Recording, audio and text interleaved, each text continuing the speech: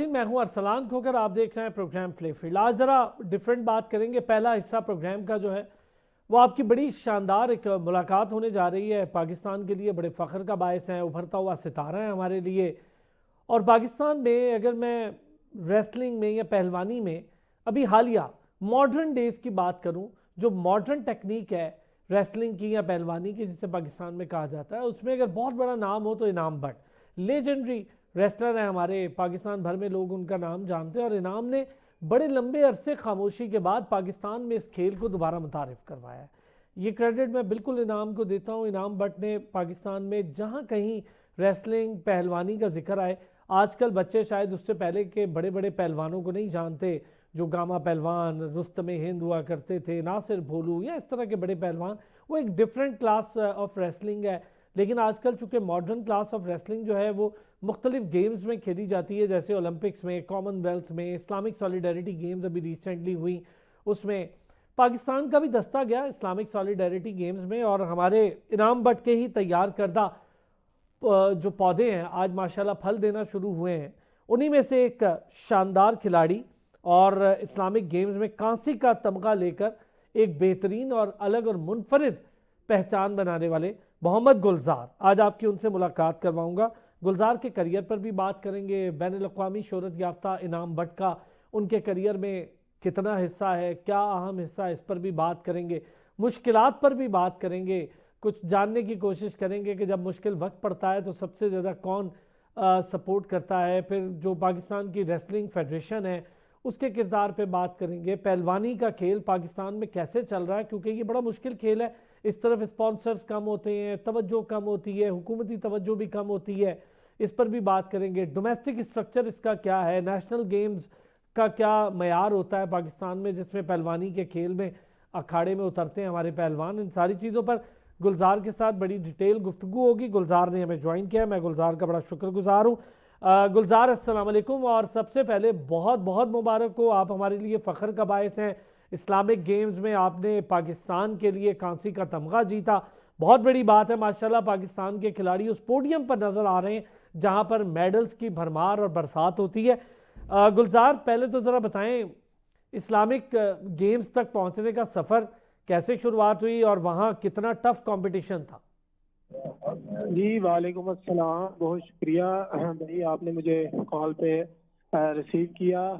जी इसका जो था ना, पाकिस्तान में काफ़ी टफ जो है ना ट्रायल्स लिए गए, जो कि इनाम भट्ट रेसलिंग एकेडमी में हुए।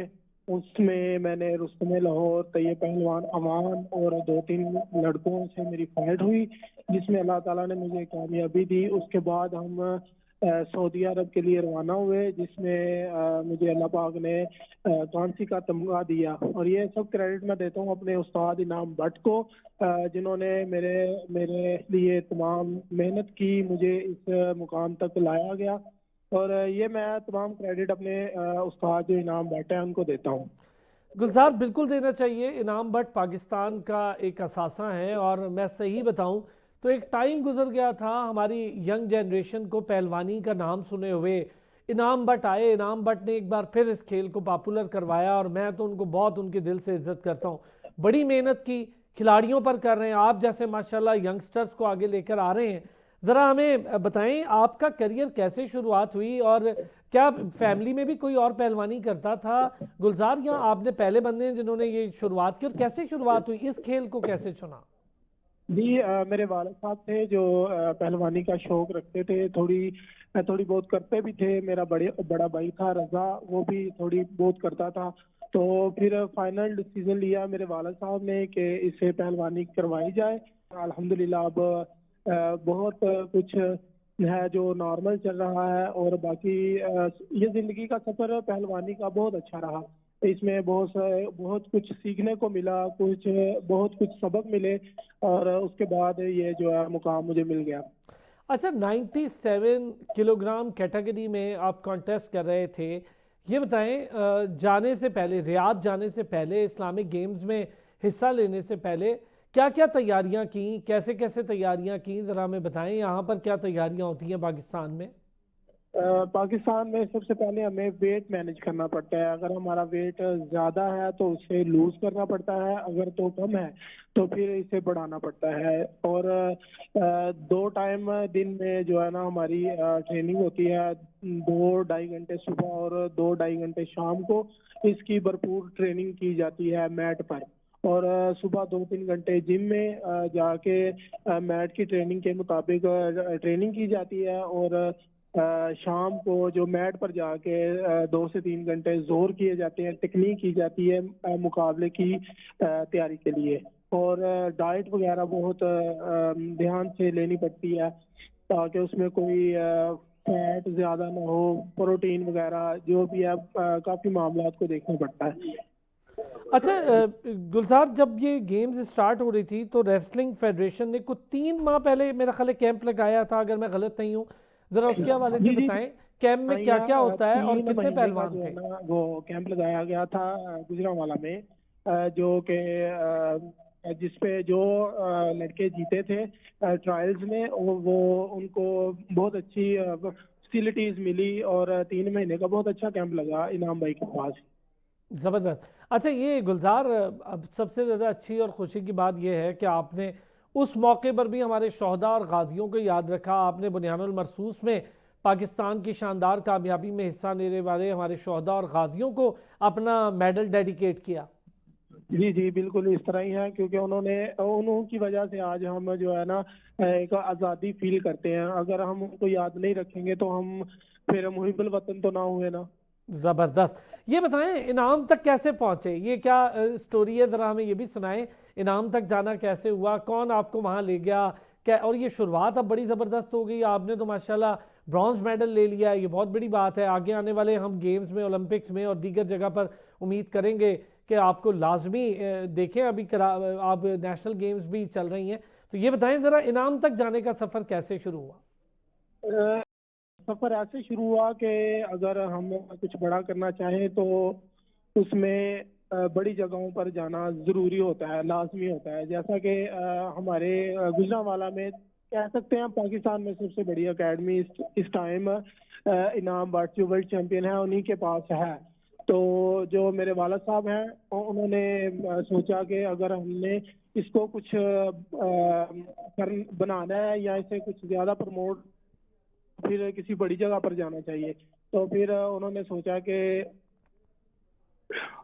फिर वो मुझे जो है ना एकेडमी नाम भाई के पास लेके गए। तो वहाँ से मेरा रेसलिंग का जो है ना सफर शुरू हो गया। बहुत ज़बरदस्त। अच्छा ये बताएं वहाँ पर ईरानियन रेसलर जिन्होंने गोल्ड मेडल लिया, आमिर अली आजिर पिरा, तो ज़रा उनके बारे में भी बताएं, बाकी रेसलर्स का भी बताएं। कजाकिस्तान के जो रेसलर थे वो भी बड़े तगड़े रेसलर थे, उनके हवाले से ज़रा सा बताएं। वो रिजा बेग वो कैसे थे, बाकी लोग कैसी तैयारी से आए थे?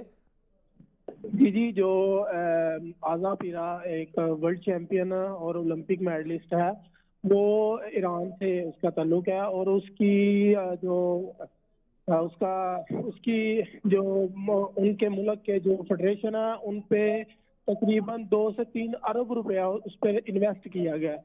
उसे तैयार करने के लिए रशियंस और कोच और बहुत सारी फैसिलिटीज उसे मिलने के बाद वो इस मुकाम तक पहुंचा है। बाकी भी जो मेरे साथ थे वो भी वर्ल्ड चैंपियन ओलंपिक मेडलिस्ट थे, तो उनका ज़्यादा नहीं पता, लेकिन आज़ा पीरा जो है ना उसके उसके बारे में काफ़ी मालूमात थी। अच्छा ये कितना पता रखते हैं गुलजार, जब किसी बड़े इवेंट में जाते हैं, आपने खुद इंटरनेट वगैरह से अपने जो ओपोनेंट होते हैं उनका पता कर रखते हैं ताकि पता हो कि किसकी क्या स्ट्रेंथ है, किसकी क्या वीकनेस है?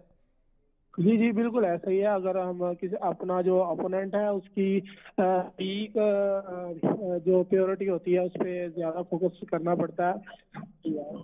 अच्छा ये बताएं, अब जो हम जरा, अगर मैं पूछूं कि इस गोल्ड तक आपने इस मेडल, ब्रॉन्ज मेडल तक आपने इनाम भट्ट को बहुत माशाल्लाह क्रेडिट दिया और बनता भी है इनाम भट्ट का। आपके साथ और कितने इतने हमारे पास रेसलर्स तैयार हैं कि हम समझते हैं कि हमें कोई परवाह नहीं है, आप हो गए, आपके 3-4 और रेसलर्स हों कि एक ही पोडियम पे हमें तीनों पाकिस्तानी भी खड़े दिखाई दें, तो क्या हमारी तैयारी इतनी अच्छी हो रही है? जी बिल्कुल ऐसा ही है कि अगर हम पाकिस्तान फेडरेशन हमारा तो जो कि हमारे कैंप्स लग रहे हैं, इसमें बहुत से लड़के नए उभर रहे हैं। तो उम्मीद है कि इंशाल्लाह कोई ना कोई ओलंपिक तक तो पहुंचेगा ही। इंशाल्लाह।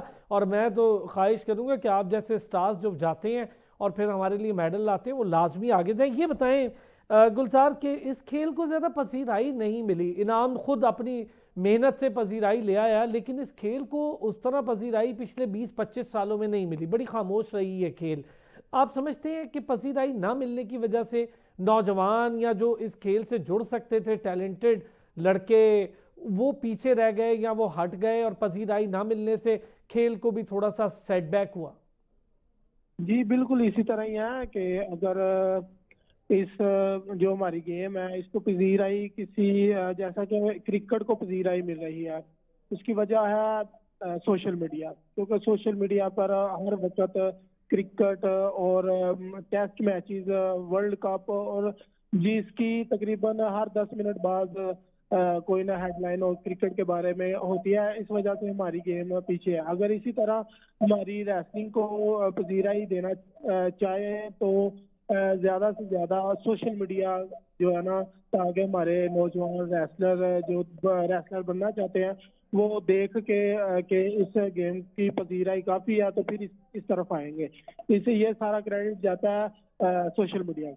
अच्छा गुलजार, डोमेस्टिक स्ट्रक्चर क्या है, कितनी हमारे यहाँ इवेंट्स हो जाते हैं पूरे साल में, ज़रा वो बताएं हमें।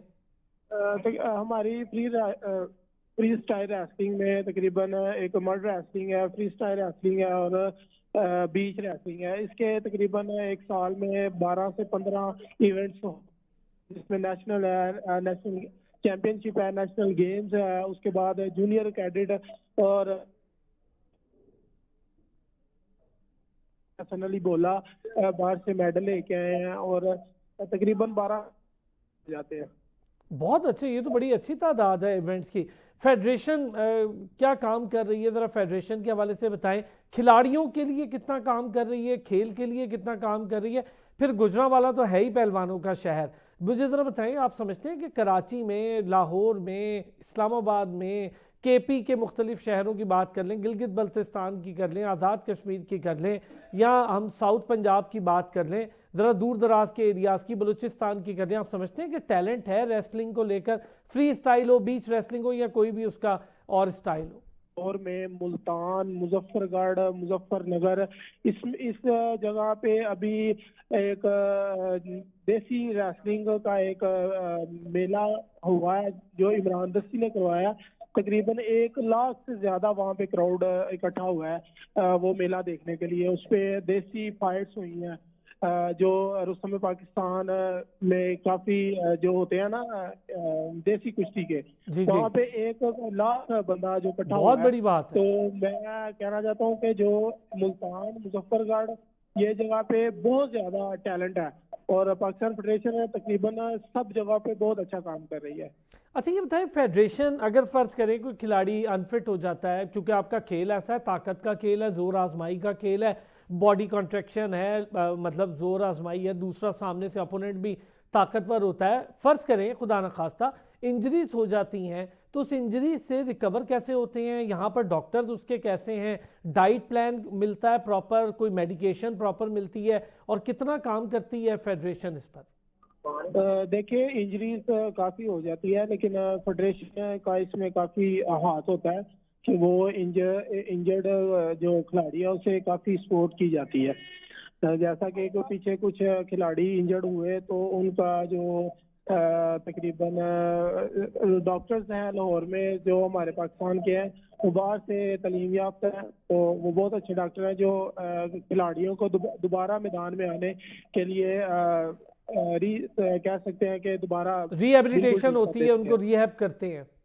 जी बिल्कुल अच्छा ये बताएं गुलजार, आपके साथ कभी हुआ खुदा न खास्ता कोई इंजरी का वाकया हुआ? नहीं, अल्हम्दुलिल्लाह मेरे साथ अभी तक तो नहीं हुआ। अल्लाह आगे भी ना करे। नहीं अल्लाह आपको ऐसे ही हमेशा बिल्कुल सेहतमंद रखे, लेकिन चूंकि गेम ऐसी है ना, इसमें हो जाता है। अच्छा गुलजार, जब हो जाता है, हमने देखा है कभी, आपने अपने दोस्तों को देखा होगा, कुलीग्स को देखा होगा, मेंटली बंदा बड़ा परेशान हो जाता है जब वो नहीं अखाड़े में उतर रहा होता, नहीं रेसलिंग कर रहा होता, उसको लगता है वो बहुत पीछे चला गया है, इसके अंदर खुद चूंकि इनाम बट रेसलर हैं, तो जो लड़के इनाम बट के साथ जुड़े हैं, आप देखते हो ना कि इनाम बट उन्हें मेंटली भी स्ट्रांग कर रहे होते हैं, हौसला भी दे रहे होते हैं, समझा भी रहे होते हैं। जी जी बिल्कुल इसी तरह है। मेरा एक बहुत क्लोज फ्रेंड है, उसको एक काफी मेजर ACL की हो गई थी, मोहम्मद नुमान का उसका नाम है। तो उसे काफी मेजर इंजरी हुई, उसने रिकवरी की और तकरीबन एक साल रेस्ट करने के बाद दोबारा वो नेशनल खेला, 3 बार चैंपियन हुआ और इस बार फिर वो रेसलिंग की तरफ से सिलेक्ट है। उसे इनाम भाई ने काफी मेंटली तौर पे जो है ना, मेंटली तौर पे काफी उसे मजबूत मेंटेन कर दिया है। किया, तो उसे समझ आ गई कि इंजरी के बाद भी बंदा मैट पे उतर सकता है। अब भी वो काफी अच्छा खेल रहा है। अच्छा, डिपार्टमेंटल गेम्स का क्या हाल है? क्या डिपार्टमेंट में पहलवान या रेसलर्स को मौका मिल जाता है, नौकरियां मिल रही हैं, या वहां पर थोड़ी मुश्किलात आ रही हैं? नहीं, जो ना वादा तो बिल्कुल नहीं, जो रेसलर्स को किसी भी किस्म के खिलाड़ी को अब नौकरी नहीं दे रही। आर्मी तो बेस्ट जा रही है, कोई अच्छा खिलाड़ी हो रहा है उसे नौकरी भी मिल रही है, काफी फैसिलिटीज भी मिल रही है। इस लिहाज से तकरीबन आर्मी सबसे आगे जा रही है।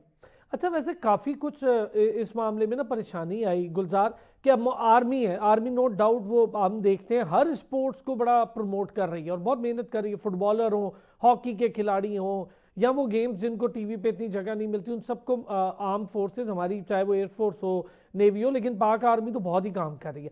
पाक जी आर्मी के बिल्कुल, इस अलावा तरह के पाक आर्मी जो अच्छा खिलाड़ी है उसको कलेक्ट कर रही है। जबरदस्त, ये बताएं पाक आर्मी के अलावा क्या वजह आपको नजर आ रही है डिपार्टमेंट्स के, जब एक बार बंदिश हो गई थी उसके बाद मुकम्मल बहाली नहीं हो पाई, तो आपको लगता है कि इससे खिलाड़ी पीछे हो जाते हैं खेलों से? जाहिर है उनका ब्रेड एंड बटर है, वो तो सारा दिन जुड़ते ही इस खेल के साथ है। जी बिल्कुल इसी तरह ही है कि अगर कोई डिपार्टमेंट सपोर्ट नहीं करेगा तो खिलाड़ी पीछे ही होंगे, गेम छोड़ देंगे। ऐसे ही है। डिपार्टमेंटल गेम्स कितनी बार हो जाती हैं साल में? तकरीबन 2 से 3 बार हमारी आर्मी चैंपियनशिप होती है, नेशनल गेम्स और नेशनल चैंपियनशिप। तकरीबन 4 से 5 इवेंट है जो हमारे डिपार्टमेंट से में खेलने पड़ते हैं। अभी नेशनल गेम्स भी चल रही हैं, आपको पता ही है। और ये बताएं गुलजार, क्या मैयार है नेशनल गेम्स का? फैसिलिटीज कैसी हैं? फैसिलिटीज तो काफ़ी अच्छी है आर्मी की तरफ से। डाइट प्लान बहुत अच्छा है।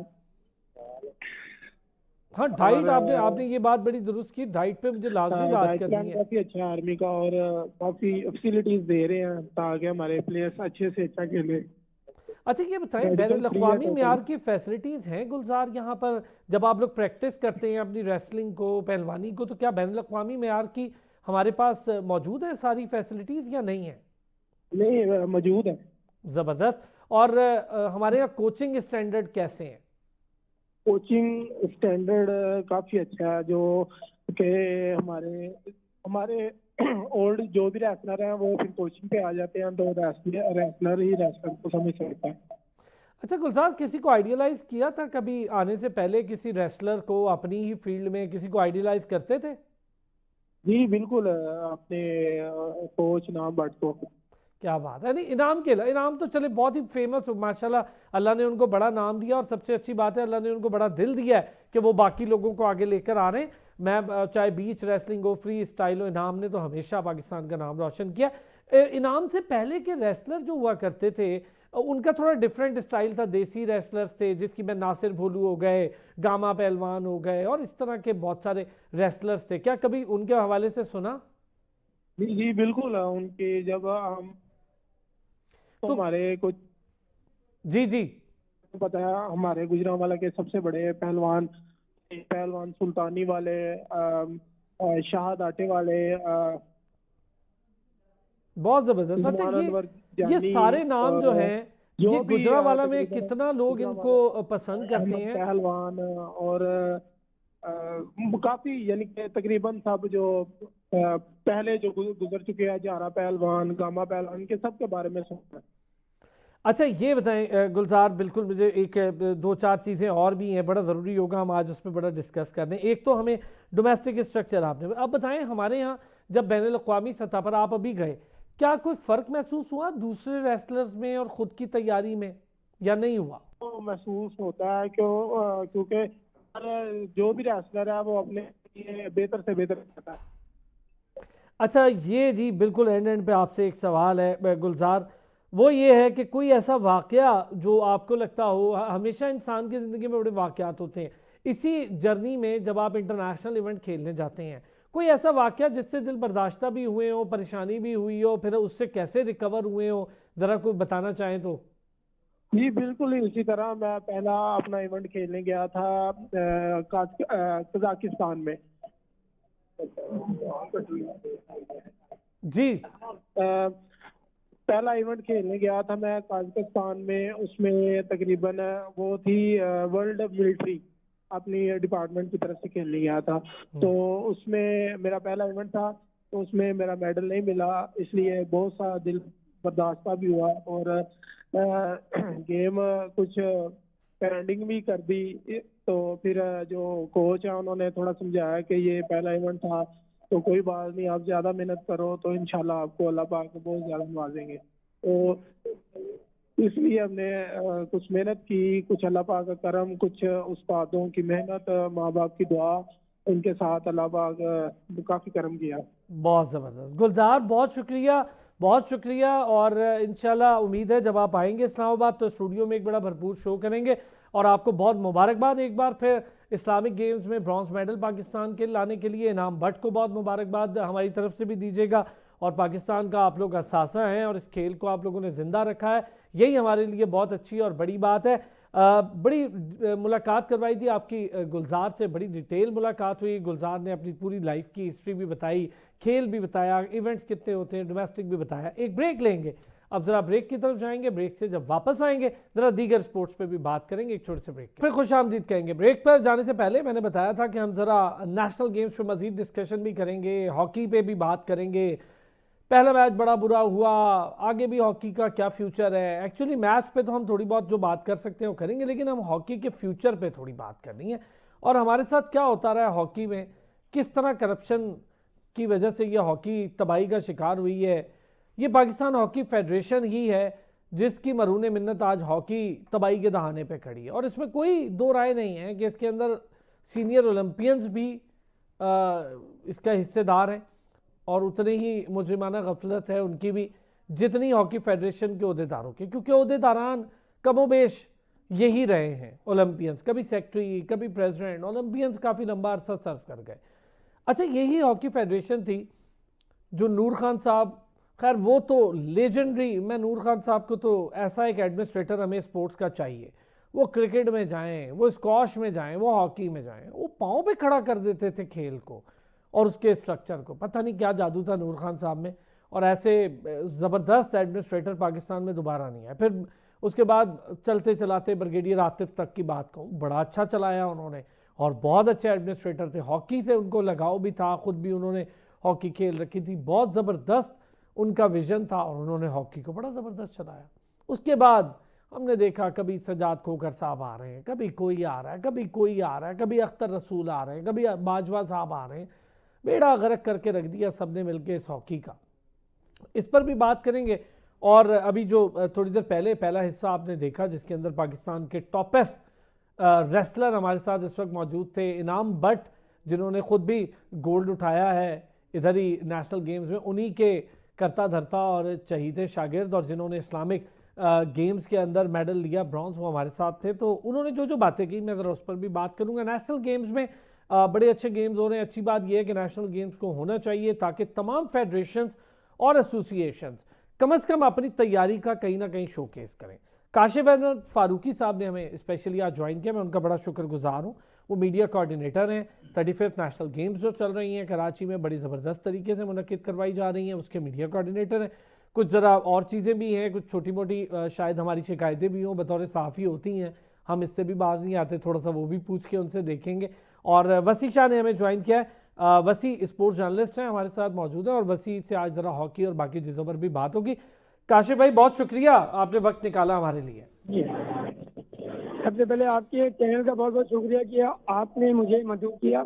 और बताएं क्या इस सिलसिले में बात है, इंशाल्लाह मैं आपके पूरे सवाल का जवाब दूंगा।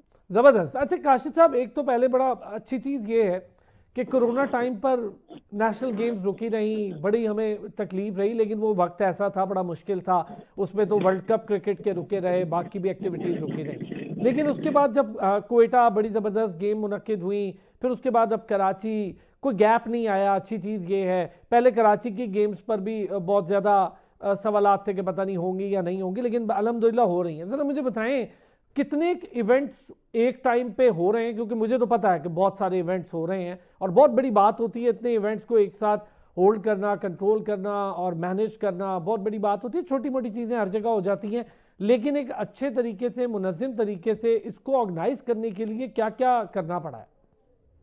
शुक्रिया सर। सबसे पहले आपको बता दूं, जो आपका पहला सवाल था, ये नेशनल गेम 78 साल हो गए पाकिस्तान को बने हुए। नेशनल गेम हमेशा 2 साल के बाद होता है कंटिन्यू। जहाँ तक आपने बात की कोरोना की, तो कोरोना में 2 साल का गैप आया था, उसके बाद फिर सन 2023 में कोयटा में हुआ, फिर लगातार 2 साल के बाद 2025 को कराची में हुआ। और आपको ये भी बता दूं शायद कि 25 ये कराची में जो हो रहा है, ये लाहौर के बाद सबसे ज्यादा कराची ने होस्ट किया है, और 18 साल के बाद कराची के मौका मिला है कि ये नेशनल गेम करा रहा है। अल्हम्दुलिल्लाह ये बहुत अच्छी तरह से मैनेज हुआ है, और तमाम मीडिया, तमाम गेम, जितने एसोसिएशन और जितने फेडरेशन दो थे, वो अल्हम्दुलिल्लाह सब एक प्लेटफॉर्म पे, एक पेज पे आकर बहुत अच्छा मैनेजम हुआ। 34 से जायद इसमें गेम है बॉयज एंड गर्ल्स के, जिसमें तकरीबन आपके 32 बॉयज है और 39 जो है ना गर्ल्स की पार्टिसिपेशन है।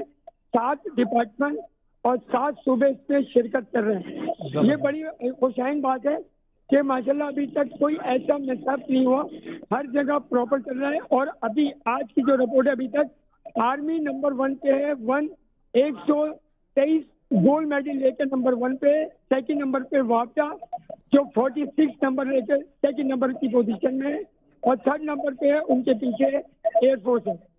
तो कहने का मकसद है कि ये सारी चीजें माशाल्लाह बहुत ही मुजम्मल तरीके से चल रही है, हर एक की कमेटी है। और यहाँ पर सबसे पहले मैं शुक्र अदा करता हूँ अपने सिंध गवर्नमेंट का, जिन्होंने बिलावल भुट्टो जरदारी और हमारे स्पोर्ट्स मिनिस्टर सरदार मोहम्मद खान बख्श महर और स्पोर्ट्स मिनिस्टर भी हैं, और सिंध ओलंपिक के प्रेसिडेंट भी हैं। और इसके साथ साथ अहमद अली राजपूत जो सिंध ओलंपिक के सेक्रेटरी हैं, वो इसके ऑर्गेनाइजिंग सेक्रेटरी हैं पूरे 35 नेशनल गेम के। और साथ साथ हमारे पीओ के सेक्रेटरी हाजी खालिद महमूद साहब भी यहाँ पर मुसलसल मॉनिटरिंग कर रहे हैं और हर वेन्यू में जा रहे हैं। और प्रेसिडेंट पीओ आरिफ सईद साहब भी मौजूद थे। और बहुत अच्छा ओपनिंग हुई थी नेशनल स्टेडियम में, जहाँ पर 11,500 से 12,000 खिलाड़ी और ऑफिशियलों ने शिरकत की, और बहुत बड़ा हजूम था।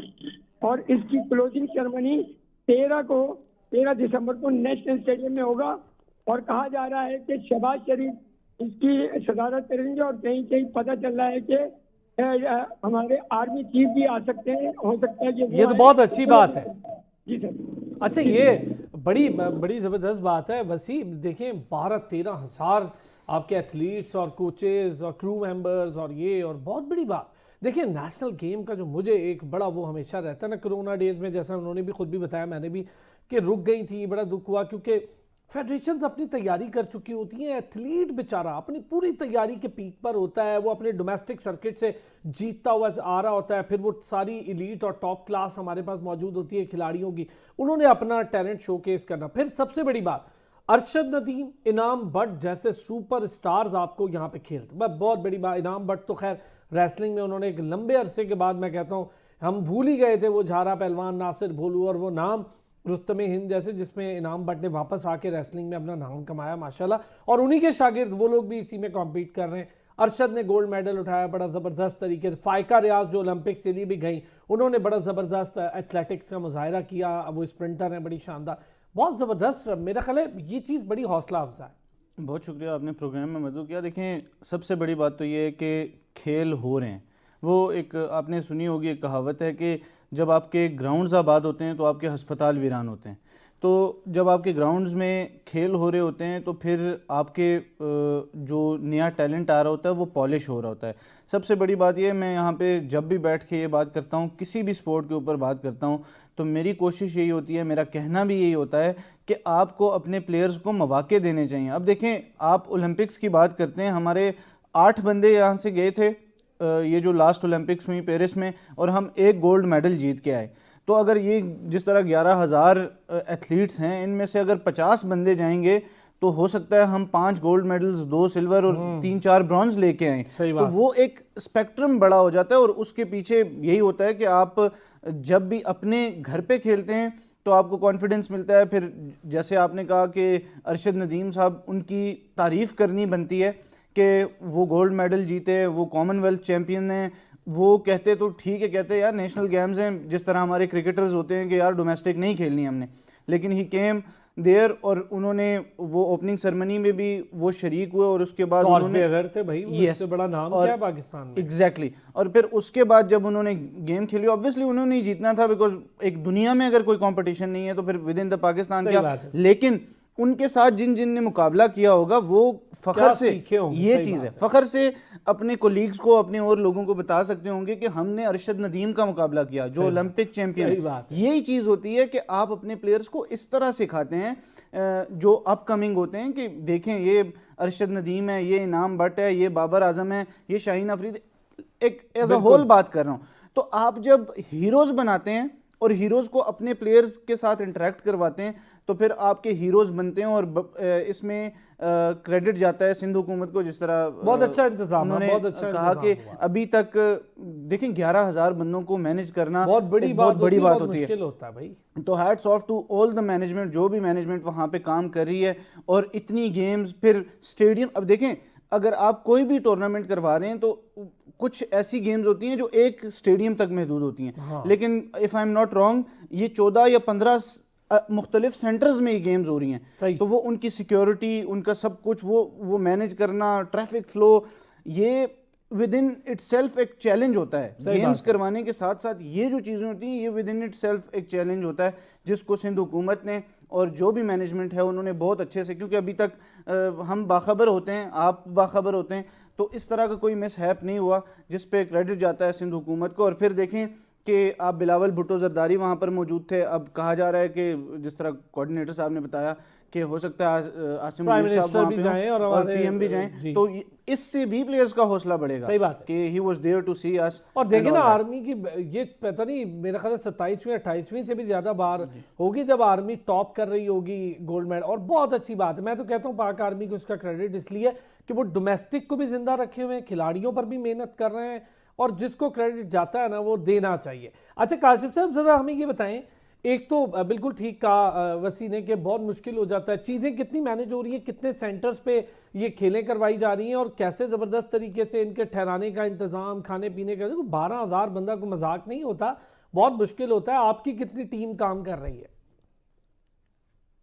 दूंगी, मैं बताना भूल गया था, कराची आपको पता है कितना बड़ा शहर है, एक जगह से दूसरी जगह में तो 2-2, 3-3 घंटे लग जाते हैं।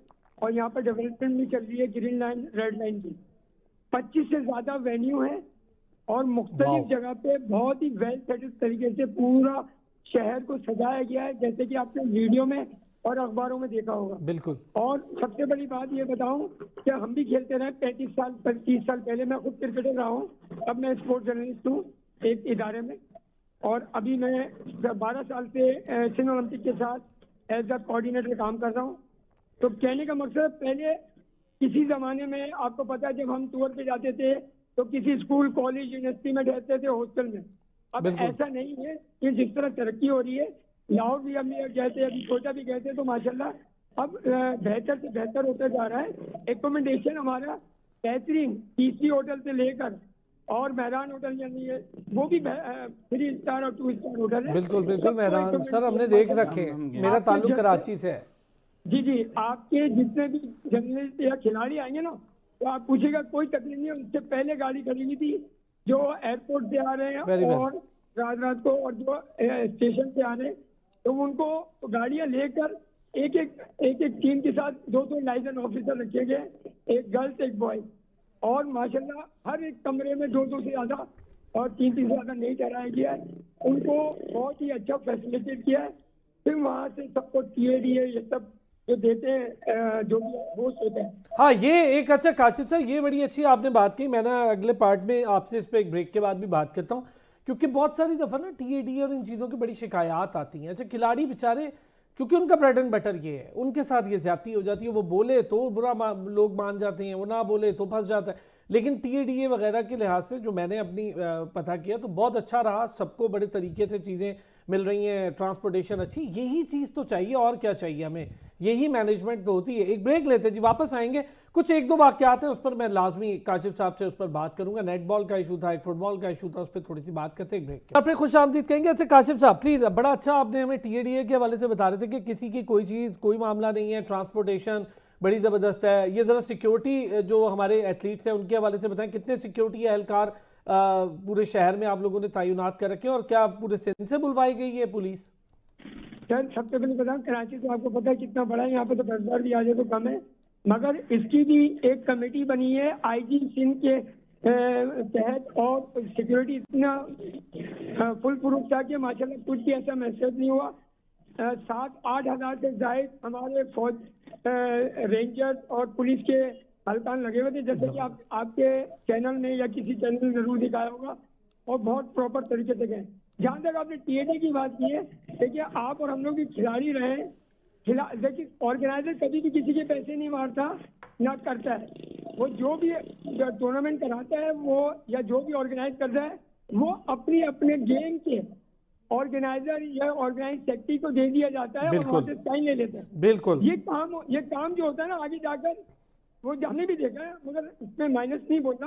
तो कुछ लोग ऐसे होते हैं जो बच्चों को TADA नहीं देते। जब आपके 32-34 गेम हो रहे हैं, उसमें एक आध जगह पे ऐसे लोग आ जाते हैं जो उसको गंदा कर देते हैं। वैसे जो भी ऑर्गेनाइज होता है, हमें भी कोयटा में पूरे पैसे मिले, हमें लाहौर में पूरे मिले, पेशावर में वो अच्छे मिले। ऐसा नहीं है कि कोई पैसे खा जाए। एक आध लोग के साथ कोई ऑर्गेनाइजर ने कर दिया हो तो वो हाईलाइट हो जाता है। ये कह रहा था सर। ठीक हो गया। अच्छा एक चीज़ ज़रा, क्योंकि 2 इंसिडेंट ऐसे हुए जिस पे थोड़ी बात करना ज़रूरी होगा। एक तो नेटबॉल का था लड़कियों वाला, जिसमें कुछ ज़रा वो ऐसे वाक़यात जो नहीं होने चाहिए थे वो हो गए। दूसरा फुटबॉल में ऐसा हुआ, और एक बॉडी बिल्डिंग के किसी इवेंट में हुआ। तो ज़रा उसको कैसे कंट्रोल किया जा रहा है, इन चीज़ों को कैसे मेक श्योर कर रहे हैं कि इस तरह के जो नाखुशगवार वाक़यात हैं ये ना हो? देखिए इतने सारे गेम हो रहे हैं ना कल तक, तो उसमें एक आध जगह होता है। मैं बता देता हूँ, मैं खुद वहाँ पर मौजूद था। फुटबॉल में ऐसा हुआ कि ये दोनों आर्मी और वापदा वाले अपने अपने जश्न मना रहे थे। बीच में बाहर से एक बंदा आकर उसने मारना शुरू किया। हो सकता है उनका खिलाड़ी हो या वो, तो वो हाथापाई शुरू हुई। तो फिर आपको पता है कि वो कुछ नहीं पता होता किसको मारो। तो ये बात सही है। कहने का मतलब रेफरी का वो था, इश्यू बाद में पता चला, मगर वो इश्यू भी सॉल्व हो गया। उसी रेफरी ने फुटबॉल में सेमीफाइनल, फाइनल आर्मी वापदा इनके खिलाफ खिलाया बहुत अच्छे तरीके से। तो कुछ लोग आ जाते हैं जो मैच देख रहे हैं या उनके सपोर्टर होते हैं, उनको नहीं पता होता कि किससे फड्डा हो रहा है। और ये फड्डा थोड़ा लोग समझते हैं कि ये यानी कि आपस के लोगों का, वो आपस में फिर मिल जाते हैं। जहाँ तक आपकी बात है नेटबॉल का, नेटबॉल में भी यही हुआ। वो उससे हाथ मिलाने गई थी 3 वाली, तो उसको जो है ना, उससे कुछ गाली वाली व्यक्ति पीछे वाले बच्चे ने, तो उसने हाथापाई शुरू हो गई। तो हाँ, ये छोटे मोटे देखिए, ये वाकयात खाली यहाँ नहीं होते, पूरी दुनिया में होते हैं। ऐसा नहीं है कि हम कहें कि यहाँ को अलग हो गया, ऐसा होता है। लेकिन हाँ ये है कि छोटे पैमाने पर हो, इसको छोटा रखा जाए और उसको कंट्रोल कर लिया जाए, ये सबसे इफेक्टिव मैनेजमेंट होती है। देखिए ये लोग जो है ना, जैसे क्रिकेट में आपने देखा है स्लैम लैंग्वेज यूज होते हैं। कैसे इशारों में होता है, तुम यूं जाओ यूं, किस लैंग्वेज। कुछ लोग जो है ना, जिसको लैंग्वेज पसंद नहीं है, तो वो या तो एब्यूज यूज कर लेते हैं या थप्पड़ मार देते हैं। सही बात, वो मामला खराब हो जाता है। स्पोर्ट्स में चलता है सर। हाँ सर, मैं आपसे कहता हूँ ना, पूरी हमने बहुत सारे इवेंट्स में ये चीज़ें देखी हैं, इसमें ऐसी कोई बात नहीं है। लेकिन हाँ ये कि कम हो, जितना कम हो, जितनी इंतजामात या रूल्स एंड रेगुलेशंस की सख्ती हो, जो कर भी रहे हैं मुझे पता है, वो बहुत अच्छा होता है। कोई नहीं, बस ये छोटी मोटी चीज़ें होती हैं। अच्छा इसको हम सिर्फ इस तरह लेते हैं कि देखें 2 टीमों का आपसे कोई मामला हो गया, उसमें मुंतजिम का कोई लेना देना नहीं है ना, मुंतजिम उसको आके रोकेगा, उसके बाद चीज़ें बेहतर करेगा। अच्छा, बाहर से कोई शर कर दे, कुछ ऐसा कर दे, स्पोर्ट्स में ये चलता है, छोटी मोटी चीज़ें होती हैं। सर देखें, जब आप कोई इतना बड़ा स्पेक्ट्रम पे, कोई इतने बड़े कैनवस पे कोई चीज़ कर रहे होते हैं, तो फिर ये छोटी, अगर देखें, हैट्स ऑफ टू मैनेजमेंट, मैं फिर से ये कहूँगा कि आप देखें कि इस सब के बावजूद के 25 वेन्यूज़ पे गेम्स हो रही हैं और सब कुछ है, और उसके बावजूद भी अगर 2-3 वाक़यात हुए, वो भी नहीं होने चाहिए। बीइंग ए स्पोर्टमैन, हमारा सबसे जो जितने भी वहाँ पे खेल रहे हैं बच्चे बच्चियाँ, उनसे यही हमारी गुजारिश है कि स्पोर्ट्समैन स्पिरिट सबसे हाई होती है। जब भारत ने भी ओछे हथकंडे अपनाए थे, तो हमने वहाँ पे भी ये बात नहीं की थी कि कौन अच्छा खेल रहा है, कौन बुरा खेल रहा है। अच्छा बुरा खेलना, हार जीत गेम का हिस्सा होती है, बिल्कुल। लेकिन स्पोर्ट्समैन स्पिरिट जो होती है, अगर कोई आपसे हाथ मिलाने आ रहा है या कुछ, लेकिन उसके अंदर सर बहुत सारी पॉलिटिक्स भी होती है। एक गेम्स इतने अच्छे तरीके से चल रही हैं, तो कई आपके दुश्मन भी होते हैं जो इस चीज़ को नेगेटिव करना चाहते हैं, तो उसके अंदर उनका भी हाथ होता है। जिस तरह उन्होंने कहा कि पहले ये चीज़ हुई, लेकिन उसके बाद सुलह सफाई होके वो टूर्नामेंट अब आगे बढ़ रहा है। हाँ जी, बिल्कुल, तो ये बहुत ज़बरदस्त आगे बढ़ रहा है। ये सबसे बड़ी चीज़ है। फिर उसके अलावा देखें, मैं हमेशा ये बात करता हूँ कि पाकिस्तान के अंदर टैलेंट मौजूद है। अब देख लें कि एक घर की 3 बहनें वेट लिफ्टिंग में हमारे वहाँ पे आ चुकी है, सिबिल, ट्विंकल और वो तीनों बहनें, ठीक है। और वो जो मुझे एक प्राइड देती हैं वो ये हैं कि वो तीनों अक़लियती बिरादरी से ताल्लुक़ रखती हैं। तो इट शोज़ कि पाकिस्तान में अक़लियती बिरादरी को भी उतना ही इंपॉर्टेंस दिया जाता है जितना हम मेरा अपने प्लेटफॉर्म तो ओपन है। हमने उनको पूरा मौका दिया, माशाल्लाह वो जीत कर आई वहाँ से इंटरनेशनल साउथ अफ्रीका से, यहीं बुलाया उन बहनों को, बड़ा हमने, और वो हैं भी इस काबिल जी, पाकिस्तान का फख्र है वो। तो ये चीज़ देख लें कि फिर वो इंटरनेशनली पाकिस्तान को रिप्रेजेंट कर चुकी हैं, वो यहाँ पे आती हैं। फिर एक और चीज़ जो बहुत अच्छी मुझे लगी कि जब उन्होंने कहा कि 7 डिपार्टमेंट्स भी इसमें हिस्सा ले रहे हैं, तो डिपार्टमेंट्स जब हिस्सा लेते हैं, अब देखें कई यहाँ से प्लेयर्स गए होंगे जो सूबों की सतह पे परफॉर्म करने, लेकिन अब होगा ये कि वहाँ पे वापडा के जो मुंतजमीन बैठे हैं या कोई भी पाकिस्तान आर्मी एयरफोर्स के, वो सूबों की टीम को जब देखेंगे, उसमें अगर कोई पोटेंशियल देखेंगे तो वो उनको पिक कर लेंगे। एक चीज़। दूसरी चीज़ ये है कि देखें, मैं जब कहता हूँ कि स्पोर्ट्स होनी चाहिए तो उसका इम्पैक्ट पड़ता है। अब देख लें कि अपसेट कर दिया ना इस्लामाबाद की टीम ने टेनिस के अंदर, कराटे में, हाँ, दोनों जगह पे। हाँ। अब ये पिछले दिनों टेनिस यहाँ पे हो रही थी ना इस्लामाबाद में,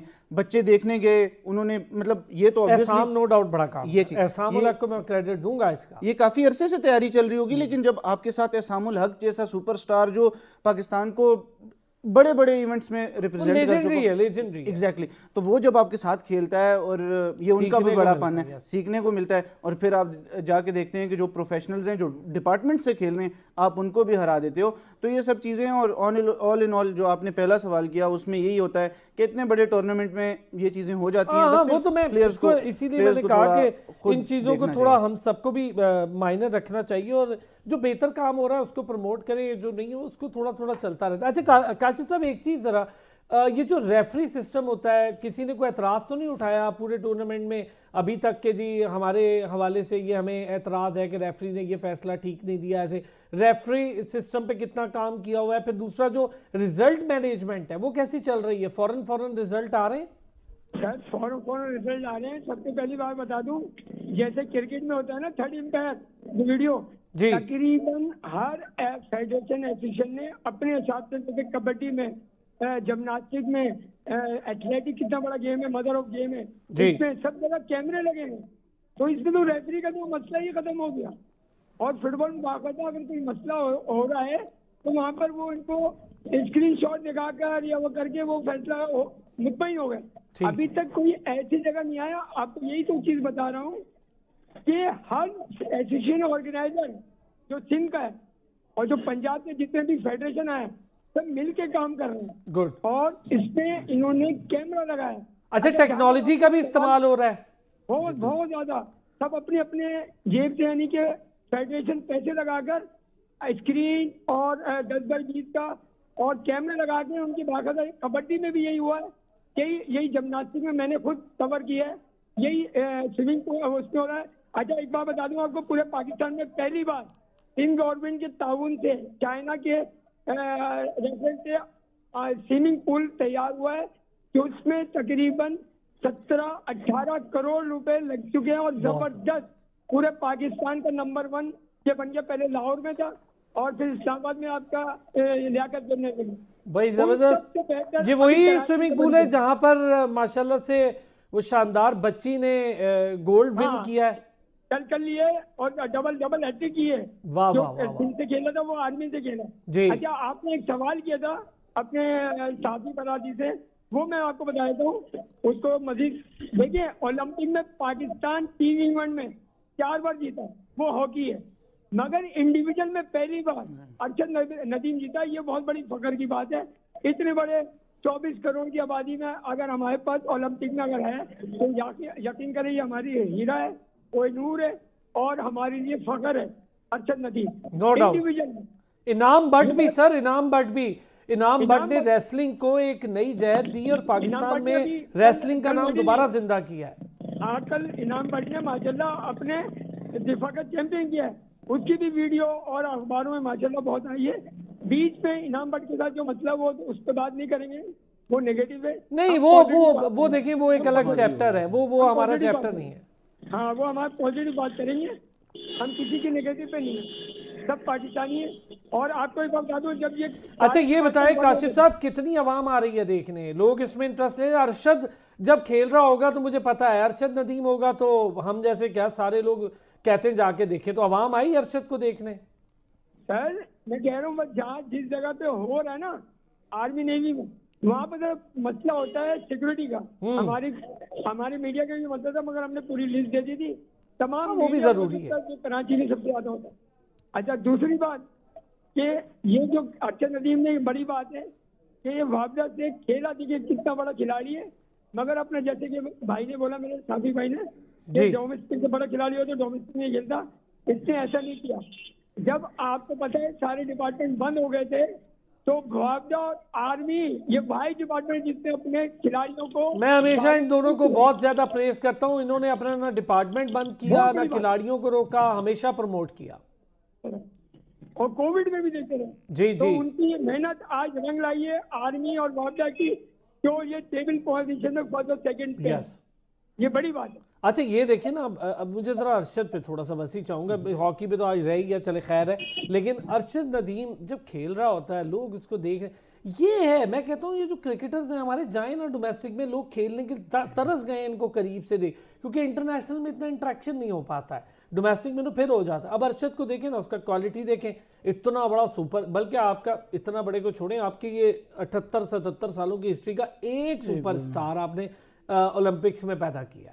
देखिए, लेट्स बी वेरी ऑनेस्ट कि अरशद नदीम ने पाकिस्तान में एथलेटिक्स को दोबारा से सही बात, जिंदा कर दिया। ठीक है, जिंदा कर दिया। सबसे बड़ी बात ये होती है कि सर अब जेवलिन कोई नहीं जानता था, अब जेवलिन खेल जगह जगह मशहूर। अब अरशद नदीम का कोई नाम लेता है तो उसके जहन में सबसे पहला नाम जो आता है, जो पहली चीज़ आती है वो जेवलिन थ्रो आती है, और उसके बाद ये आती है कि वो ओलंपिक गोल्ड वाहिद मेडलिस्ट पाकिस्तानी है जिसने सारी हिस्ट्री में इंडिविजुअल गोल्ड। ये बहुत बड़ी बात होती है कि आप जब जाते हो इंटरनेशनली, और फिर देखिए कम बैक मैटर करता है। जब उन्होंने टोक्यो में 5वें नंबर पे वो फिनिश किए ना, तो उन्होंने बड़ा प्रेज किया था भाई। प्रेज तो किया, लेकिन उनका दिल छोटा नहीं हुआ कि यार आज मैं 5वें नंबर पे फिनिश किया। अगली परफॉर्मेंस देख के ये चीज़ है। चले सर, वक्त की कमी थी। काशिफ अहमद फारूकी साहब, थैंक यू सो मच। आप काशिफ अहमद फारूकी साहब कोऑर्डिनेटर हैं इस वक्त जो 35वें नेशनल गेम्स चल रहे हैं। बड़ी डिटेल उन्होंने हमें पूरी इन्फॉर्मेशन दी, जो हमने पूछा, हमने कॉन्फ्लिक्ट्स का पूछा, उन्होंने बड़ी खुल के बात बताई, बहुत अच्छा लगा। बड़ी डिटेल उन्होंने सारी चीज़ों पर बात की। वसीशा, थैंक यू सो मच, आपने भी हमें इस सारी सिचुएशन में ज्वाइन किया। फिर होती है जी मंडे को आपसे मुलाकात, अपना ख्याल रखिए।